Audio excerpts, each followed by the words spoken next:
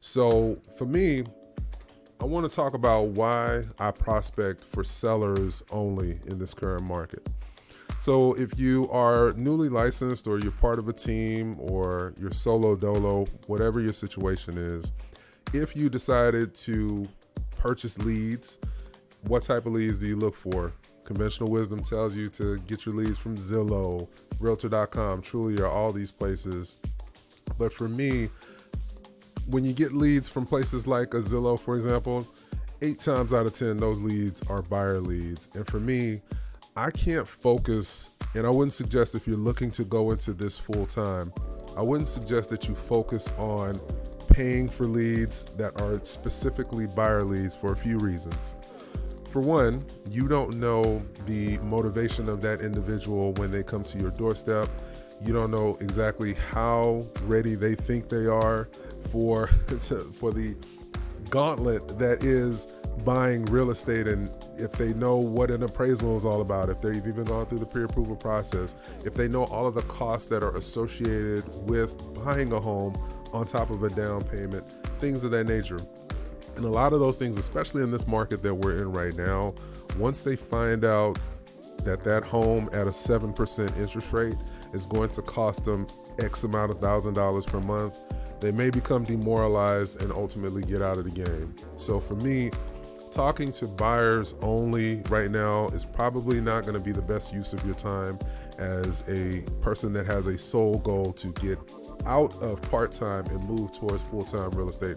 So my suggestion and what I do is I talk to sellers only. Now, of course, buyers will find me from my various social media platforms, YouTube, things of that nature. I have a YouTube channel dedicated towards real estate. This channel is specifically for the coaching side of things, but I have a real estate channel that I do home tours and things of that nature that's out there that I do get leads from for individuals that are interested in buying.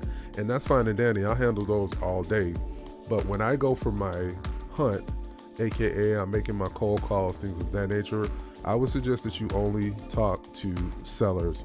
For one, most sellers in this current world that we're in have a ton of equity in their home, specifically if they own their home for, let's just say, 5 years or more. These individuals have quite a bit of equity that they're sitting on.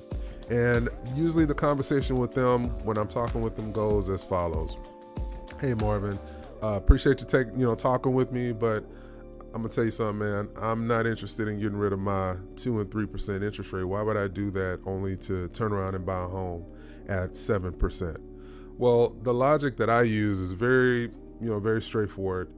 First and foremost, Mr. and Mrs. Client, I'm not necessarily trying to talk you into selling your home, but you got a ton of equity in this house. So how do you feel about maybe taking some of that equity and then purchasing a cash flowing piece of real estate or piece of land or something, doing something with this money that's sitting behind your walls that you cannot get access to all of it unless you decide to completely sell your property. And then you're right, of course, you got to find a place to live.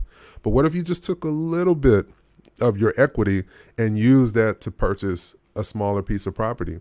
Most homeowners don't know that they don't necessarily have to sell their home in order to get some of the cash out of their home. They could very easily do a cash out refinance, for example. And yes, they will be refinancing in this current market at a higher interest rate, right?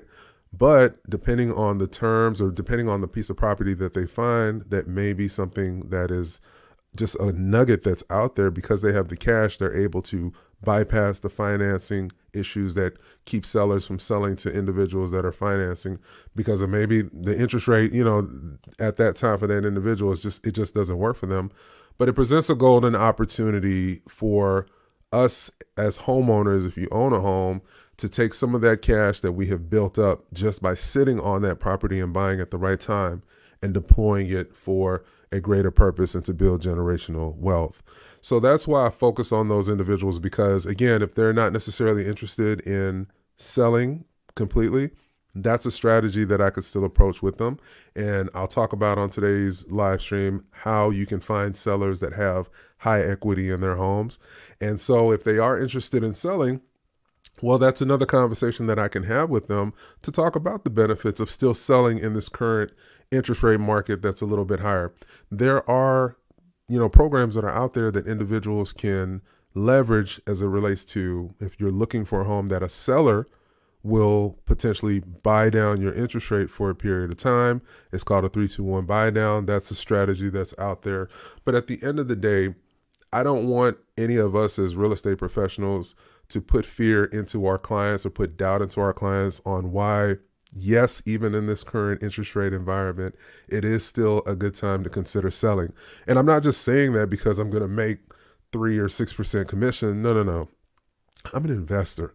So ultimately, if you're not consistently buying real estate over your lifespan, when you get to the end of your life, Mr. and Mrs. Seller, and you only have one home, the home that you lived in, yeah, it's paid off. But if you didn't put that equity that you've earned all these years to work over your lifespan to potentially get a second property, a third property, things of that nature, well, you've really done this. You've played this game the wrong way. That's kind of the logic. I don't say it as specific as that, but in so many words, I always try to encourage my clients and potential sellers that let's just look and see if you've thought about downsizing, for example, or if you thought about upsizing, you've got all this equity, or the kids have gone off to college.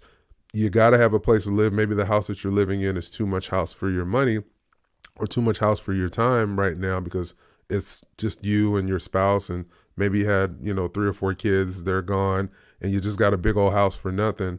Use that house, turn it into the asset that it's supposed to be, because our individual home that we live in is not necessarily an asset. It's technically a liability, but now we're going to turn that into an asset. So that's why I focus on sellers, because on top of selling their home, they got to buy something else anyway. So that one relationship can turn into 2 or more transactions. So that's why I focus on that, and I suggest that you do the same.